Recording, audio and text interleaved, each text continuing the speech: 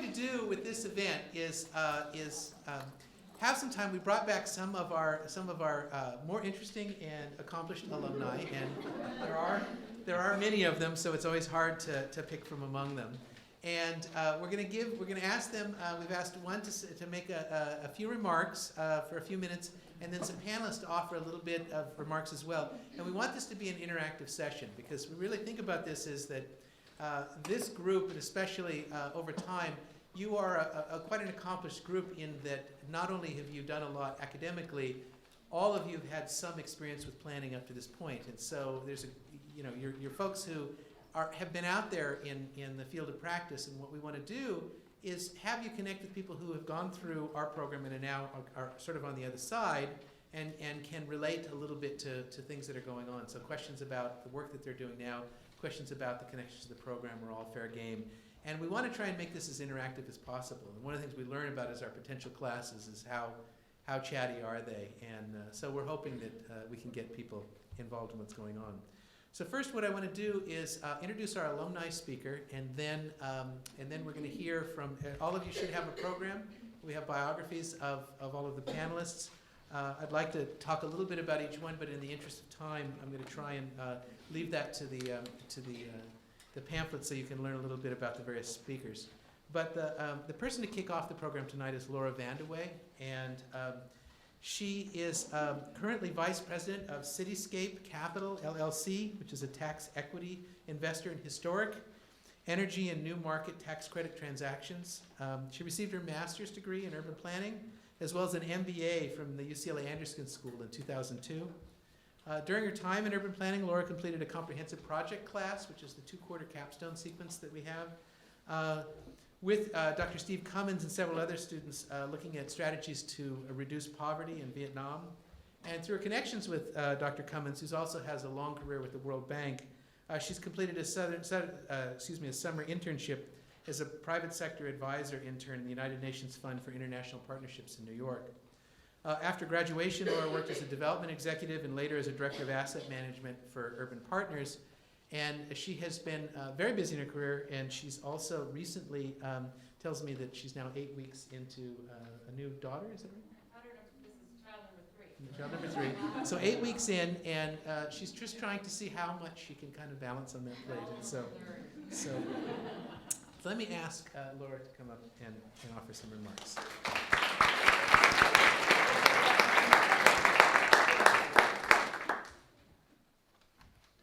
So in the interest of trying to stay focused, I did write down my remarks, and I apologize in advance, because usually I don't like to have to stick to the words so closely, but due to a slight lack of sleep, I think it's in everyone's best interest.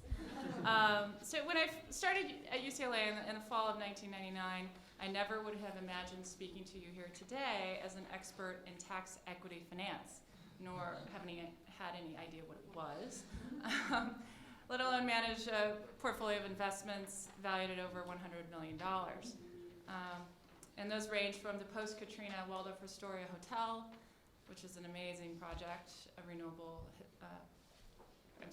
the rehab of a historic structure that is amazing, to the largest solar thermal installation in North America.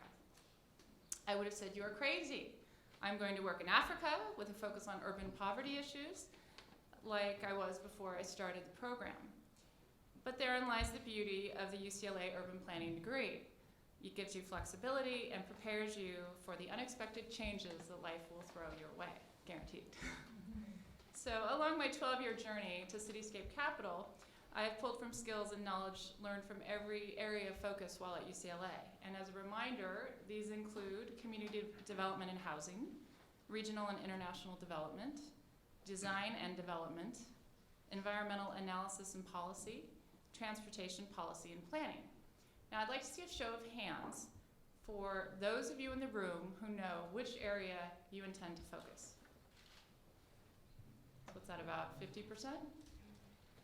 Okay, well, I guarantee you it will change for at least 50% of you. But that, again, is the beauty of the urban planning degree. And also, I want to thank, where did he go? There he is. He started it, right? I want to very much like. like to thank Professor Taylor for giving me the opportunity to reminisce a little bit. It was fun preparing for today. And some of the highlights of the journey, and why I absolutely credit UCLA for making it so interesting. Important factoid number one, every job I have worked at since UCLA, I acquired through either the alumni or faculty network. That probably should be highest on your list in the recession. What is the network that you're joining? In other words, do not underestimate the power of the Bruin Bear, especially in the international development community. Thanks to Professor Cummins, as was already noted, he helped get me an internship at the United Nations. Or across the Los Angeles real estate community, thanks to an extensive alumni network there as well. And to recap, I did intern at the UN in the Office of the Secretary General for the UN Fund for International Partnerships. That was while I was here at school. And it was a very cool experience. It was the summer of 9/11, and a lot changed that summer in the world of international development, and a lot changed in my own mind and about where I wanted to be and what I wanted to do. I actually made a careful decision that if I worked internationally at that period in time, I probably would get myself killed. A number of the countries I traveled to were definitely off the list for Americans at that moment. And it also taught me that I'm not cut out for large bureaucracies. I am very much an entrepreneur. So therein I made the shift. Straight out of school, I worked for 7 years in real estate development for the local developer Urban Partners.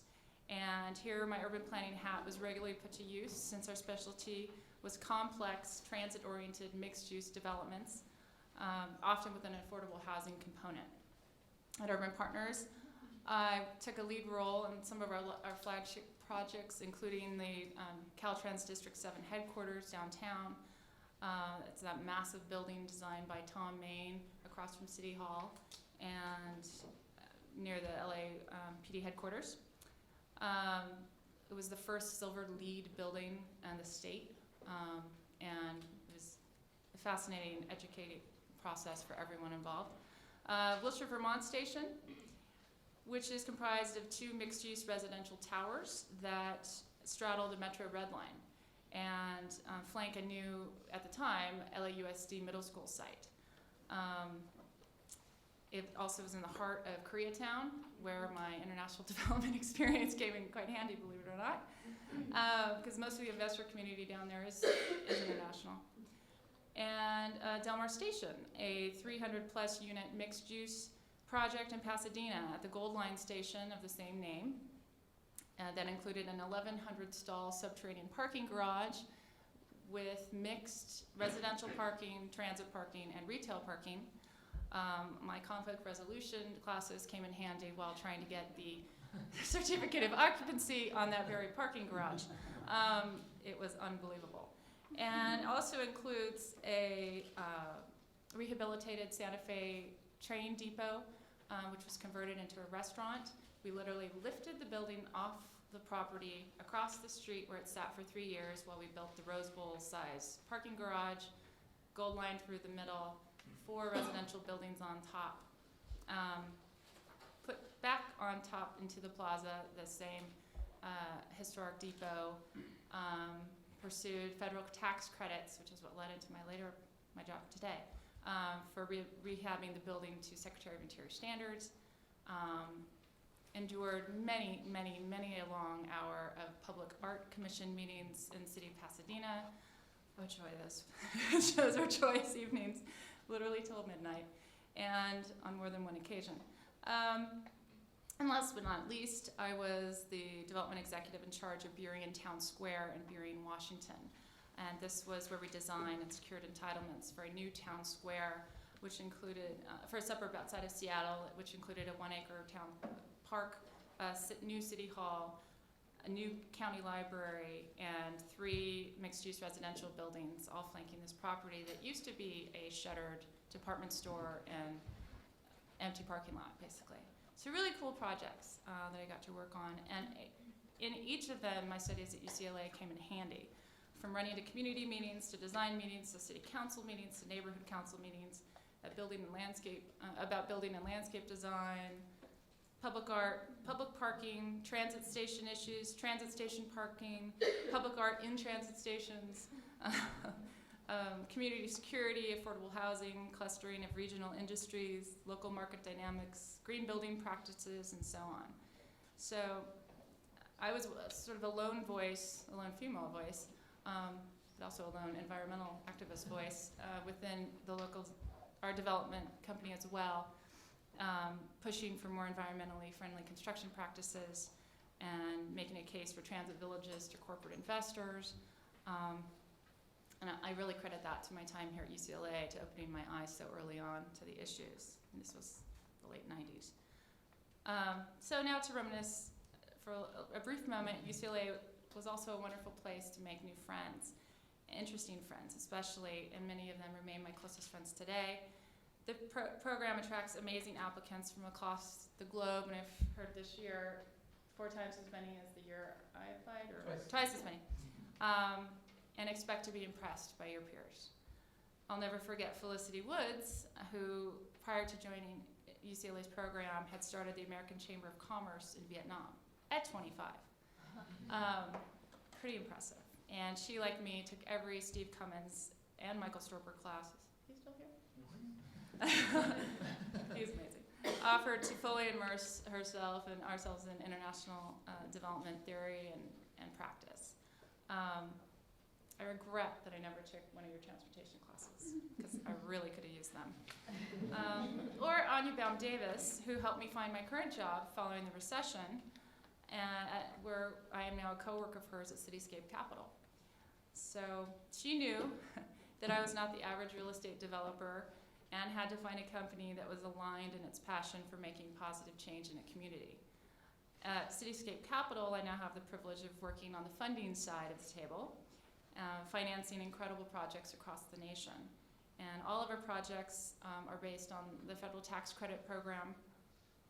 Programs aim to, as it says in the bio, promote historic building rehabilitations, renewable energy projects, and investment into socioeconomically disadvantaged communities.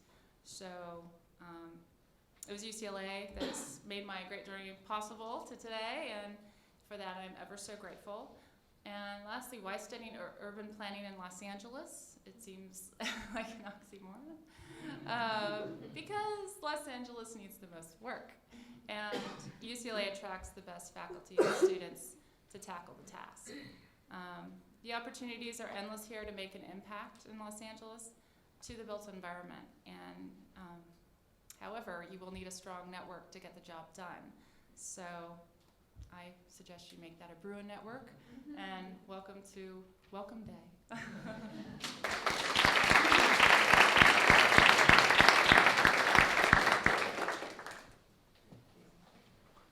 Okay, thank you, Laura.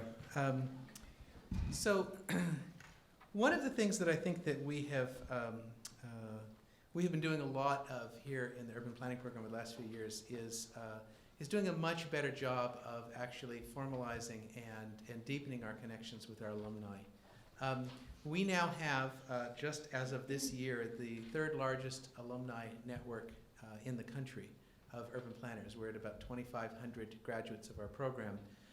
The other programs that have more were all more than 25 years older than this program. So we've been a large program for a long time, owing to the benefits of being in a very large metropolitan area. We do recruit nationally. We recruit students who come from all over the world and then go out and work and practice all over the world. And we have put considerable effort into trying to expand our activities. We have a very active alumni council. We have a board of advisors of our alumni. We're doing more to bring our alumni into the classroom over time. We have, the first time in the back, we have in our school a full-time alumni coordinator. We have a full-time, for the first time, job and internship coordinator, in addition to graduate advisors. So I think we've realized this is an enormous resource we have in the program, and we're trying to do a lot more. We also have, you should be forewarned, a full-time alumni development officer. Just to, in the interest of full disclosure, but a lot of that work is trying to actually build, and we've been quite successful at building the amount of money that we have for scholarships and fellowships. It's ramped up enormously over the last few years, and we hope to grow that over time as well. So as part of that, I mean, this kind of an activity is something that's becoming more part and parcel of what we do. We're having more and more alumni events. We're doing more to try and formalize these relationships and build opportunities, mentorships, things like that, and to take advantage of that very large core of people working in planning practice. So what I'm going to do is we now have a great lineup of panelists, and I'm just going to go through and ask each of them in the order that they appear in the program to say a few words about their current work and the link to UCLA. And the first is Ruben de Leon, who from the class of '99. Are you ready? Have I jumped in? I'm ready. Okay. And we'll just work through and ask them to say a few words as well. Then we're going to open up for questions and discussion. So, Ruben? Good afternoon, everybody. It's kind of surreal to be here. I remember sitting at those chairs about, 12 years ago. So anyways, my current line of work, I work for First 5 LA, which is it's a public grant-making organization. And basically what we do is we give out dollars for the area of 0 to 5 population and their families. And I've been there for the past, 10 years. So my career has kind of evolved in the organization. I started as a program officer. I'm now a senior program officer at the organization. And I basically manage sort of a portfolio of different initiatives. We grant out about 40 million every year to a variety of nonprofit organizations here in the county of Los Angeles. So I guess what got me to the organization is I think like Laura mentioned, my career has kind of also moved around a bit. I originally started in the arena of children's advocacy. I worked in Washington, D.C. before I came to LA, and sort of in the children's advocacy arena. But when I got to LA, I actually ended up working at the nonprofit level, doing kind of like poverty issues and local housing. So I thought I thought my career would change from children's advocacy to doing more housing. So that's what brought me to the UCLA program. But being here at UCLA just opened it was like being at a kid in a candy store. There's just so many opportunities here in the program. And I ventured into different arenas. I mean, I looked at cultural planning. During the time I was here, I worked at the Getty, which gave me an opportunity to do like cultural planning. But eventually, I think you always go back to what you feel comfortable in. So I actually went back and I worked back. When I left UCLA, I ended up working for an organization called Community Partners, which is an intermediary, does a lot of work with foundations and nonprofit organizations. So I worked there for about 2 years before I went to First 5. And I've been at First 5 for the past 10 years. And I think in a nutshell, I think the advice I would give is that just be flexible. Don't limit yourself. There's a lot of opportunities here. You know, there's a lot of things to just look at. So don't limit yourself in terms of what you may think you're doing. Explore all the avenues here. I think that would be sort of my parting advice. Thank you.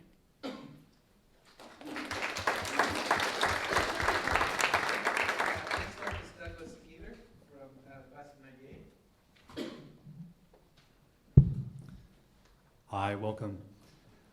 I studied in the joint urban planning MBA program here and have sort of an unusual career trajectory relative to a lot of grads. But I think the common thread that I hear from the two speakers so far, and I'll share with you, is all of us who graduated are committed to social benefit, environmental benefit, but within the context of being an innovator in our areas we work in. So after school, I went to work for AT&T in a management development program as a business grad and took a job within the company as the founding manager for a foundation that was working to bridge the digital divide, so working to improve access technology among marginal communities. Did that for about a year. And it since has become what's called a zero divide. It's based in San Francisco. They've granted about $50 million over the past 10 years.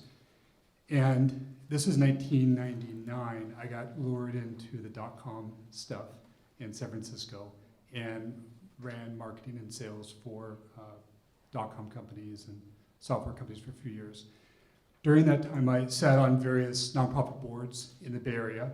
They were doing exciting stuff, and became very interested in the idea of being able to create social environmental benefit through for-profit models. Typical government models have limitations, as we see in the current budget debates. Nonprofit models tend to get stuck in grant cycles. Real estate's interesting. It's fun to hear about real estate. It's a different kind of model. And in 2004, I founded a company, which I now run still, called Institute of California.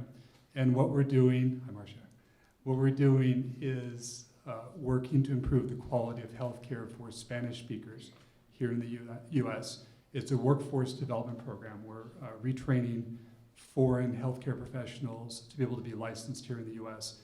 Our clients include Kaiser Permanente, Community Health Systems, which is 120 hospital systems. We're very involved in healthcare reform, a lot of the new standards that require improving the quality of care for marginal populations. And we function as a for-profit business, and we're able to reinvest that capital into workforce development programs in a way that's not dependent on grant cycles, which is nice. So that's what I do, and I really, along with Lauren, I really credit this program and being UCLA with providing me the environment to really, I don't know how to put it, see beyond what was in front of me. I think Lauren kind of mentioned the idea of the silver LEED accredited building, some of the ideas that she was able to bring to her real estate work, where there's a community of real estate professionals are out to make money at any cost, and what Lauren brought is a larger vision. And I feel like I've been able to do that in business as well. Even among my business peers, for example, in the Bay Area, I co-founded a group called the Full Circle Fund, which is a group of people that were involved in venture capital and high-tech companies, where we made grants out of our own capital to nonprofits and got involved in management to try to help them scale up in new ways. So just, I feel so grateful for being in this program to have opened my eyes to different possibilities. It's great that the departments within UCLA, it's such an enormously valuable institution, and you can take courses anywhere within the university. But of course, the Urban Planning Department is its own leading program. So I'd love to talk with any of you after this this conversation, but I encourage you to really reach out and try new things when you're here in school.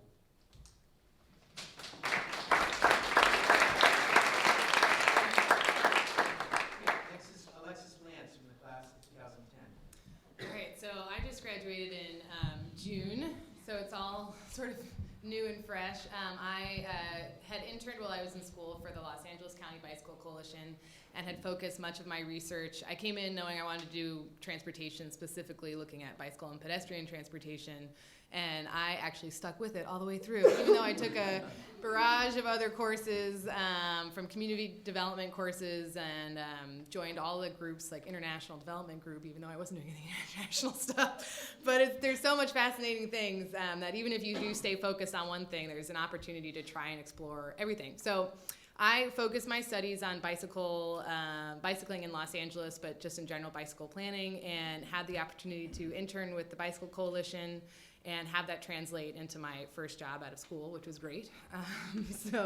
And I've really been enjoying my time dealing with planning and policy issues around the county. The Bicycle Coalition does work across the county, so we have 88 cities that we try and improve for bicycling, as well as dealing with issues with our county transportation organization, which is Metro, and then the Southern California Association of Governments, which is a 6-county metropolitan planning organization. So we sort of try to tackle a lot. I spend a lot of time dealing with the city of Los Angeles. We just passed our first bicycle master plan. And did anyone make it out? Well, I should say it's not our first, it's our third, but it's still a huge achievement. But did anyone make it out to Ciclavia yesterday? Yay!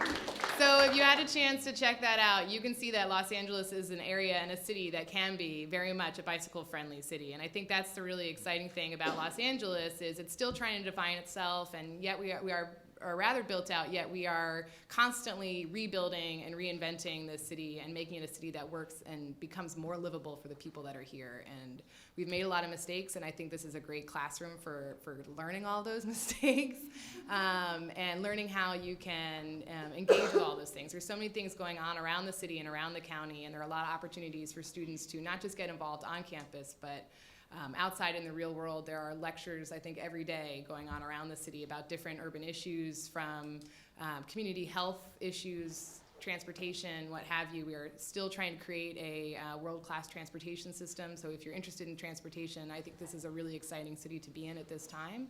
And I want to plug the whole public health and urban planning aspect. I was able to take one public health course while I was in the urban planning program on the built environment and public health, and I don't think a day goes by in my current position where I am not dealing with a public health issue with what I am doing, because my position at the Bicycle Coalition is basically funded by several Department of Public Health grants. So, and the bulk of the work going on right now in the county to improve the pedestrian and bicycle environment is really being funded by the Department of Public Health. And so I think it's really exciting to see public health and urban planning come together for a myriad of issues, one of which is creating more livable and healthier communities. And I think it's really exciting, and I wish that it had been a joint degree when I was in school. I would have definitely done it. But anyways, I'll pass it on to the next person.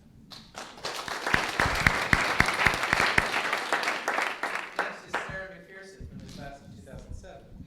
Yeah, so I'm having flashbacks to when I was here for my first day of urban planning school, and there were these introductions from all of my fellow classmates, and I felt so humbled because everybody was doing these extraordinary things, and it continues as you're an alumni, and you hear what all of these extraordinary people are doing. I had kind of a unique experience. I started working for a nonprofit organization that ran a business improvement district in Hollywood in 1999, and I decided that I was going to actually then go back to planning school. I had gone to UCLA for undergrad, was interested in planning all along, but was waiting for the right time to go back. And although it was really difficult to go to school and work at the same time, it was the best thing that I had ever done in terms of choosing and selecting UCLA. I came back to my job with completely fresh eyes, and my career skyrocketed after that. And I feel as though it gives you two things, and I'm kind of trying to recap or identify some of the themes that have come up before, and I think UCLA does two things really well. One is it gives you great exposure to all these different facets of planning: transportation, homelessness, physical planning, environment, all these different facets that then you begin to realize are out there, and then you can use to adapt to your own job and then come up with creative solutions for challenges that you face. And the other one is agility, which I think is really key in terms of this economy. I think the planning degree really offers an ability to adapt to a lot of different types of jobs that are out there. You're not pigeonholed into one particular area. So I think UCLA does a masterful job of giving you a great amount of experience in a lot of different fields. You can kind of sound like you're an expert in a lot of different things. You're a great cocktail party guest, but my love for UCLA is just infinite, and I feel like a great amount of my happiness and success is from going to the planning school. So I think you can read the rest of my career bio in the little program, and I'll be happy to answer any questions as well.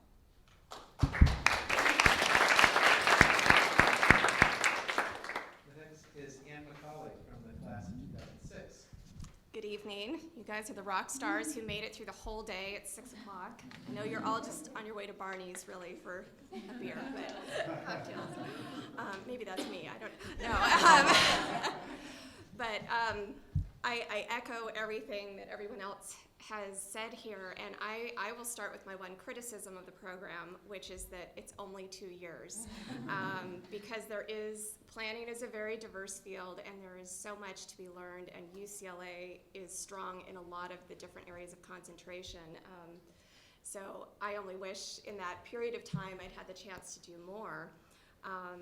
But I did get to do quite a lot, and you have the unique opportunity through internships while you're in the program to possibly intern in an area that you may not be studying. I worked for a community development center in Thai-Town in East Hollywood my first year, which got me interested in cultural tourism and cultural planning, which led me to my client project and led to a grant through UCLA that funded a year of work with a nonprofit my first year out of the program.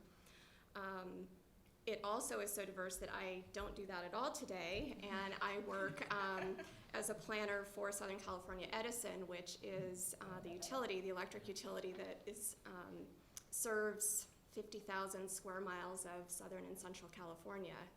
And the work I do there is primarily as a facilitator, to use a very broad term, but helping the company bring together all the pieces of information and all the people that we need to make effective decisions about where to build new facilities. And as many of you will learn when you go through a planning program, there's a lot of things that people don't want built in their backyards. And transmission lines and substations are two of those things. But UCLA really gave me, just through the diversity, I mean, you've heard it on the panel, we're all doing very different things with our degrees. And you're exposed to that in the classroom. And it's a very valuable skill, just learning in the classroom setting to work with each other. You have to do it in your careers as well. I work, today I came here from a meeting with engineers, environmental planners, a biologist, a technical planner, all these people in one room, and you have to be able to pull that information together. And I think that ability to facilitate and to communicate and synthesize information is something that the faculty here really teach you and equip you to do in your jobs. And I think the other thing I'll add is just the network comment. This network is really, really strong. I get calls from classmates who now work for affordable housing developers, and they're trying to build projects in Edison territory, and they need to know how to get their street lighting plan through and who to talk to. So you'll find a lot of value in that, and I serve on boards now for nonprofits that is a result of classmates that I knew in the program. So the network is really strong, and I think, as was said before, in a time of economic difficulty, you should think about the network. It's very important. The last thing I'll say is that you may never have thought you could do planning at a utility. There are probably a lot of businesses out there where you wouldn't think of using a planning degree. We are growing right now. We're hiring right now. We're desperately trying to hire right now, and I feel like there are opportunities out there with a planning degree to find jobs, and I'm sure that's on everyone's mind right now in this economy, but there are opportunities out there. You may have to look beyond what you might traditionally think of, but it's definitely there. So, go Bruins. And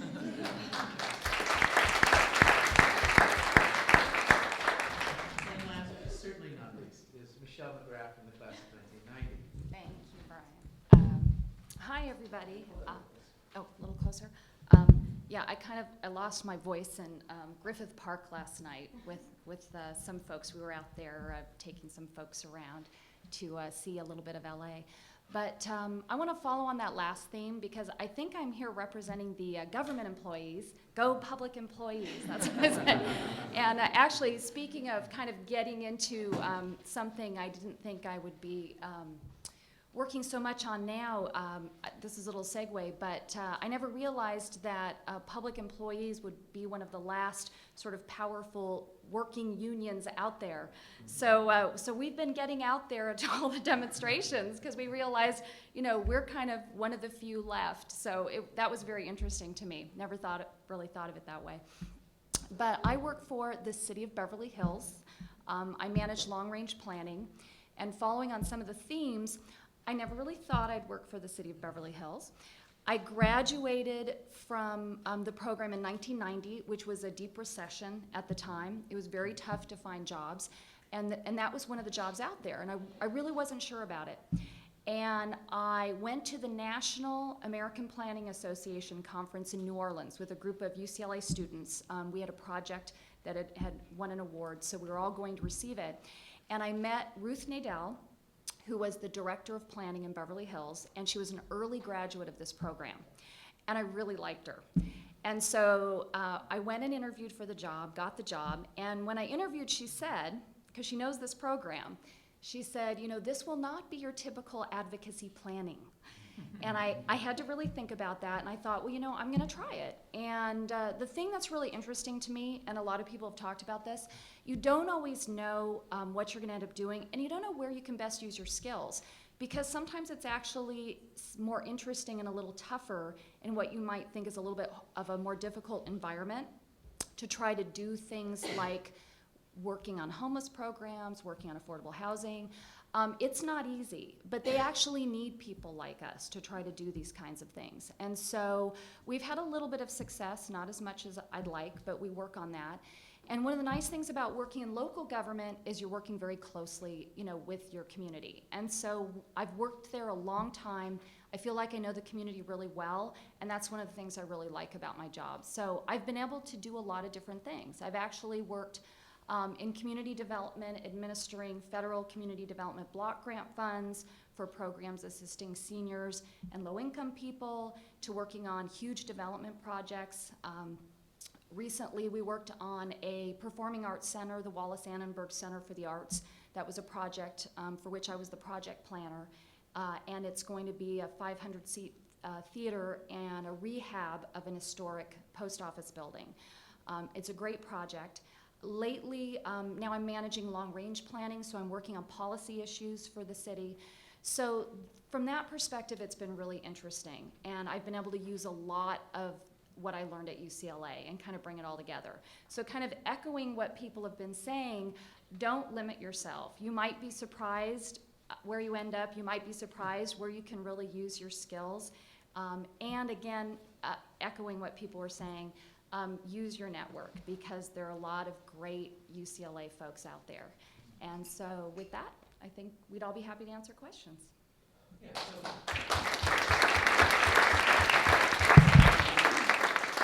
so what I'd like to do now is open this up. I'd like, you can address a question to an individual, you can address a question just generally to the panel.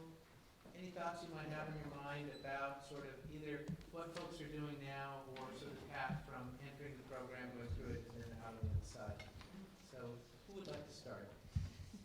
And you will get actually points for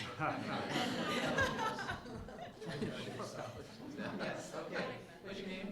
My name is Jackie Murdoch. Okay, let's all I was wondering, and I know you all work in LA, so I'm not sure if you can attest to this, but how the Bruin network works outside of LA.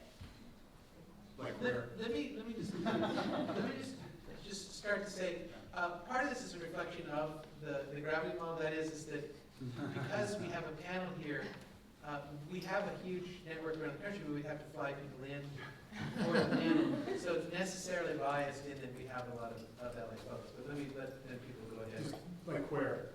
Right, I mean, Just anywhere else. I mean, I'm not sure if I want to stay in LA after I graduate, so I just want to ensure that opportunities exist. I think people can do. I know in the Bay Area there's a lot of grads up there, and I've also heard like in DC it's a very strong network. I don't know about other cities. New York, Seattle. I have in the transportation area, which is what I teach in, I have a half a dozen students working in New York right now. I have probably 24 working in the Bay Area. I have 4 in Seattle. I have two that I know of. These are people I keep track of. So I have hundreds of former students. These are the ones I still keep track of. 2 in Boston. Then I have probably close to 10 in Washington, D.C. And then spread around, I also have people working in Europe and in Japan. There are folks all over. Because we recruit nationally, we also tend to place people back nationally. Some people are very strong about returning to where they've come from in particular. But a lot of the kinds of jobs, I mean, there's some kind of programs that are training people for just for a particular kinds of work, say in local planning, but because of the kinds of training that we do, people tend to gravitate geographically to all sorts of parts of the country. And I'll let you guys jump in if you want, because, but you're right that we have selected for people who orientation. Anything else? I'll just answer, it's a little bit tangential, but it allows me to bring up another great asset of the program, which is the 2 years I was in the program, we planned a student sort of coordinated spring break trip, 1 year to Mexico City and 1 year to Cairo, Egypt. And we had faculty that came with us both times, and we met with nonprofit organizations while we were there and government agencies. And it was actually the UCLA Planning Network that helped us make those trips successful. In both places, we were able to identify other alumni from the programs. In Cairo, it was a PhD student in our program who was studying abroad, but that helped bring that together. So it's international as well. Yeah. Just that, I think we all probably have friends from school who are working all over the place. So, I mean, I just going from that perspective, all across the country and even internationally, so. I think it's also fair to say that UCLA carries a lot of weight also outside of the city of LA, so that adds a bonus too. Okay, other questions, comments? Oh, I thought that would be the icebreaker. Come on, yes. I know that you guys are all brought here because you're very successful grads, but from your These are conversation- the least successful. Just rank order them. This was, so it's here and up. It's just We only went to time on a Monday. Yeah, exactly. We have no jobs to be at right now. We're not on a plane.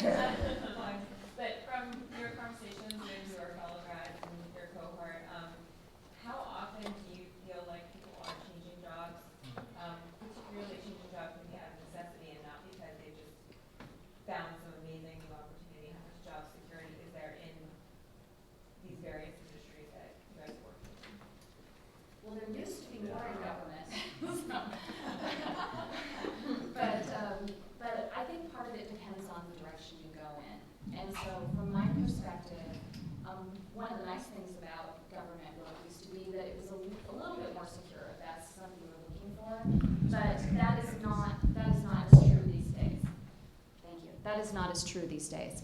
And so I would just pass on to see what others think kind of in their fields in terms of security. I mean, recently we're experiencing a lot of, in government, early retirements and layoffs and job changes, that kind of thing. And I think for obvious reasons, I think everyone knows the state of the economy and kind of the state of government funding.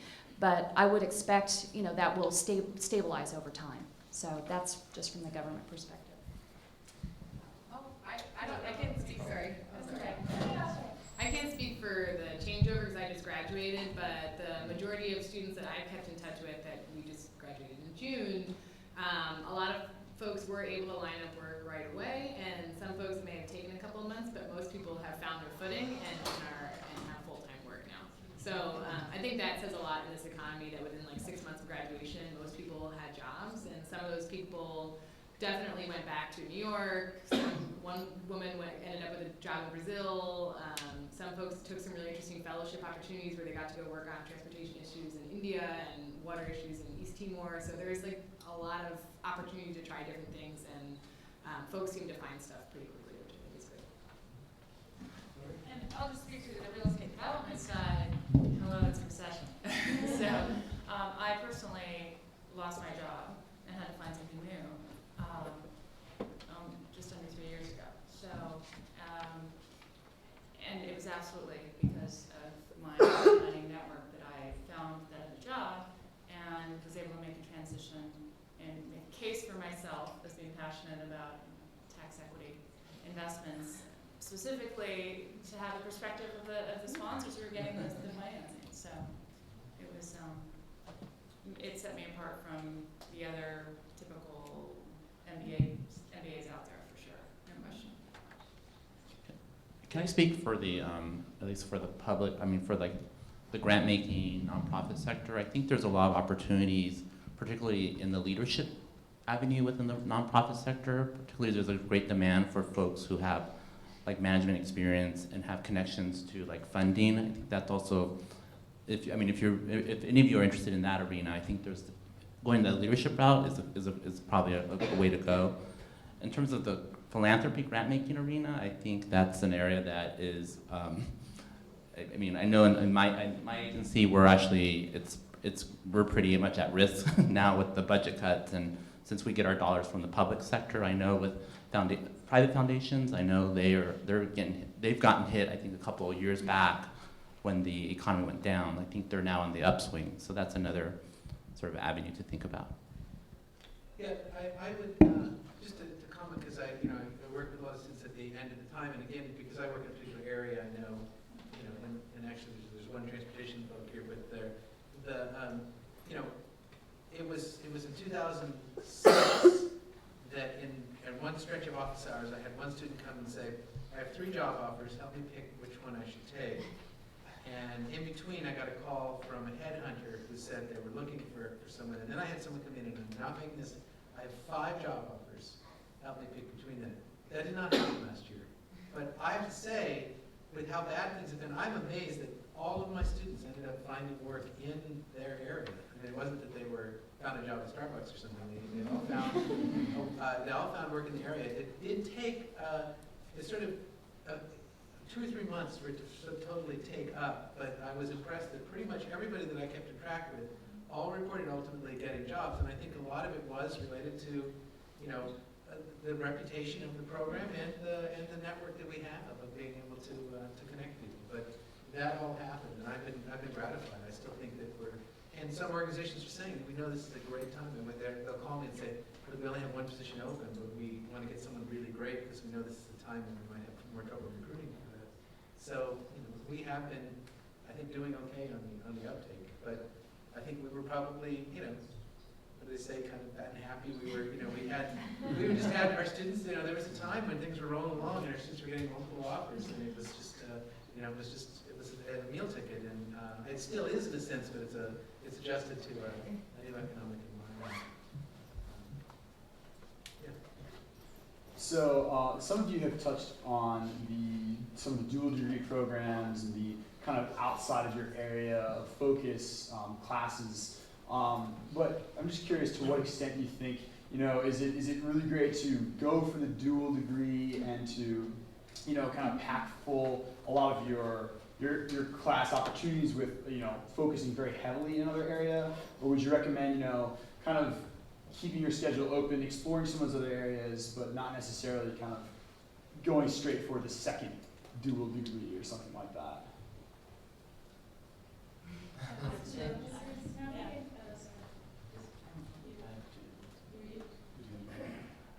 Actually, I got my other degree from another university, but my other.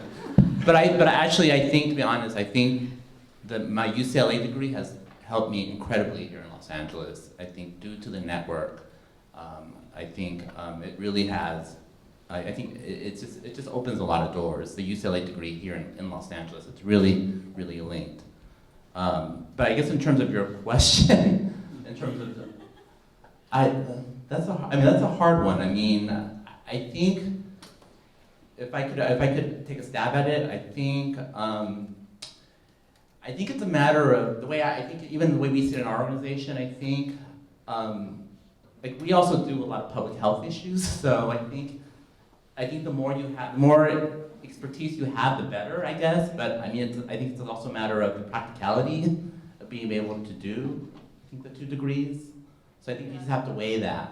Yeah, well, I agree, and I would just say, if you have the ability in terms of financing and time to do dual degrees, go for it, because, in the long run, it will make you that much more competitive in the marketplace, and it will give you an additional perspective.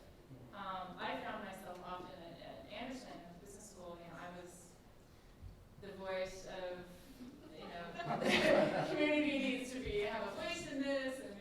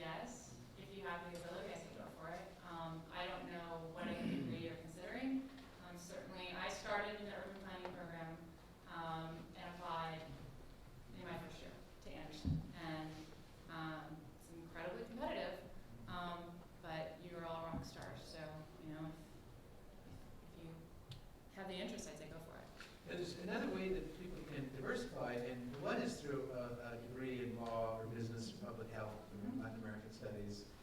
But also, people are choosing to kind of, in a focused way, pursue 2 areas of concentration within the planning program.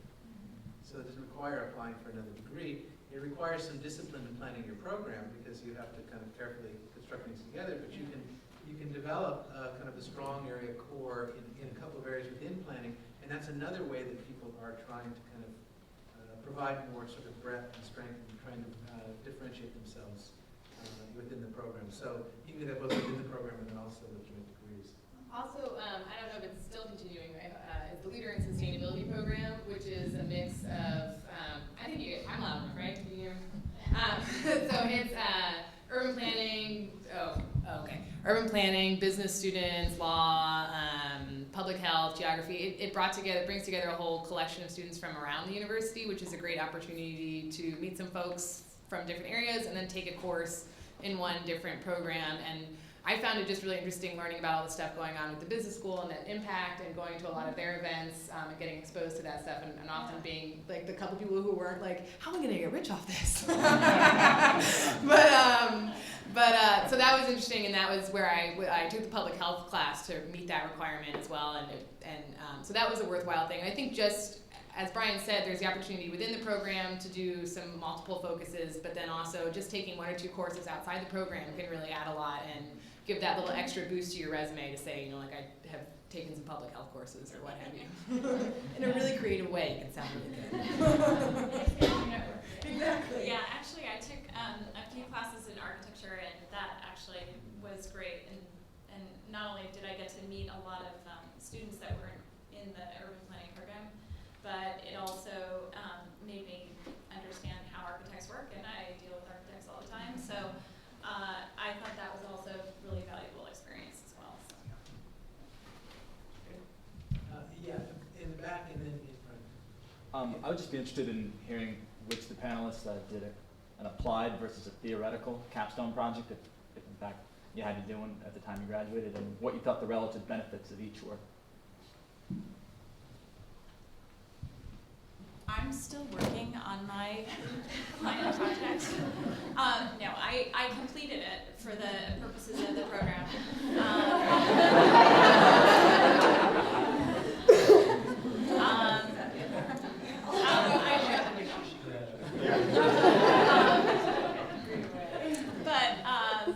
No, and this was like one of the greatest things that I was able to work on, and I totally credit UCLA for allowing me to do it.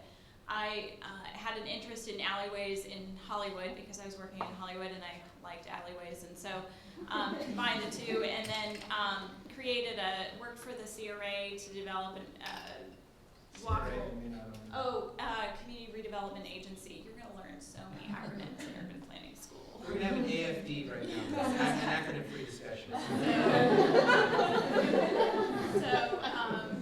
So I was hired as a consultant for the community redevelopment agency to create a walkable alleys plan for Hollywood, and that is continuing to blossom today. Actually, construction starts April 25th for the first green alley in the city of Los Angeles.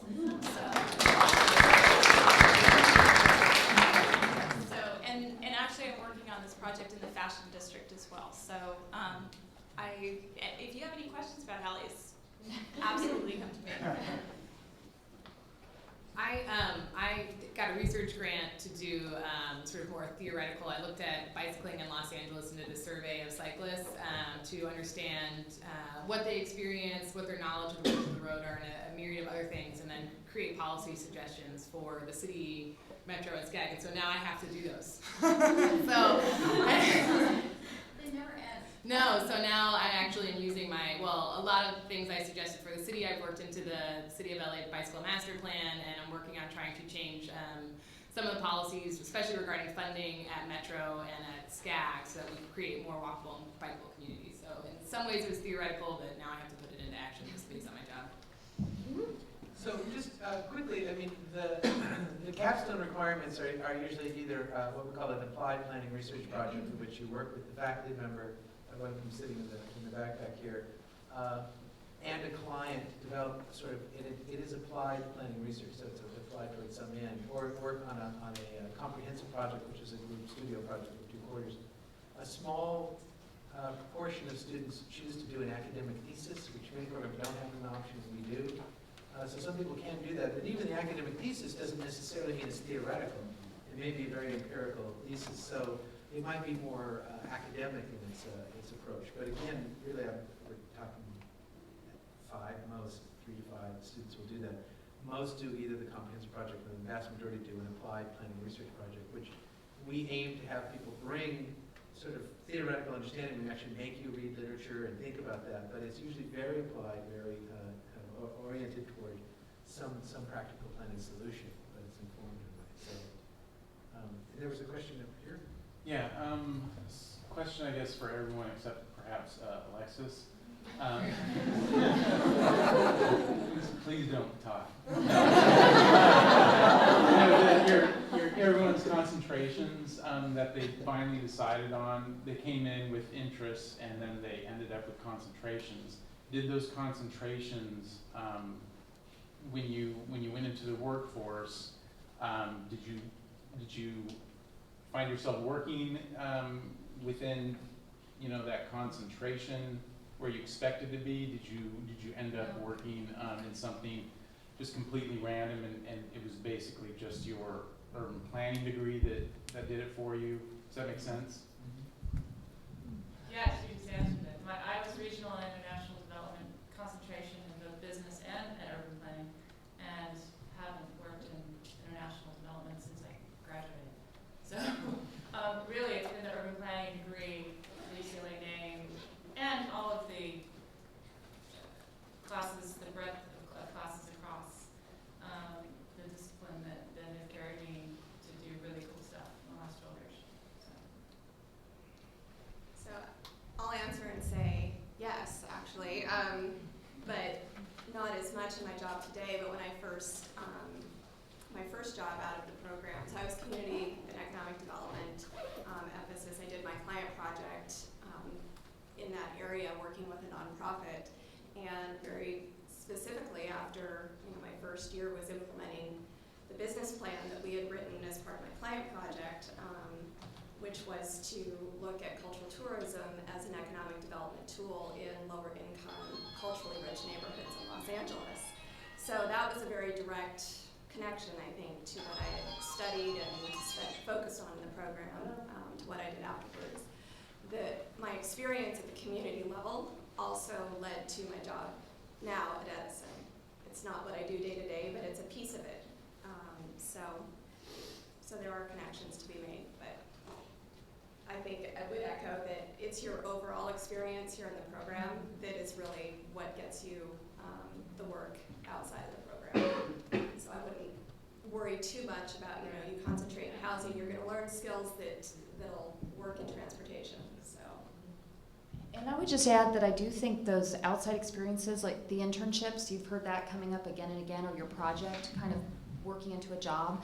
I did an internship at City of West Hollywood, which was very helpful to me, obviously, and then working for another local government. And I think you've heard that again and again, that people had kind of on-the-job experiences that led to future employment as well. So. Okay, we've reached about the end of our time. Is there anyone who has a burning question they want to put in to close with? Okay, burning question, yes. Well, I mean, the panel might be representative of this, but could you speak to what types of jobs alum overall go into? Like, what % is nonprofit, public sector, private sector? We do an alumni survey, and the latest results have just been analyzed last quarter by first-year students. Are there any here who did an analysis of alumni survey? I don't remember exact numbers, but it was pretty diverse, and it's actually kind of interesting to see how diverse it can be. I mean, the panel kind of is representative of some of the things that we found in the survey, but there's people who are working in international NGOs, developers, there was a few lawyers, I think a few teachers. I mean, you can kind of do what you want with this degree, it sounds like. There was a pretty even mix, if I remember right, between public, private, and nonprofit. Yeah, it's an amazingly, it's slightly, well, Oh.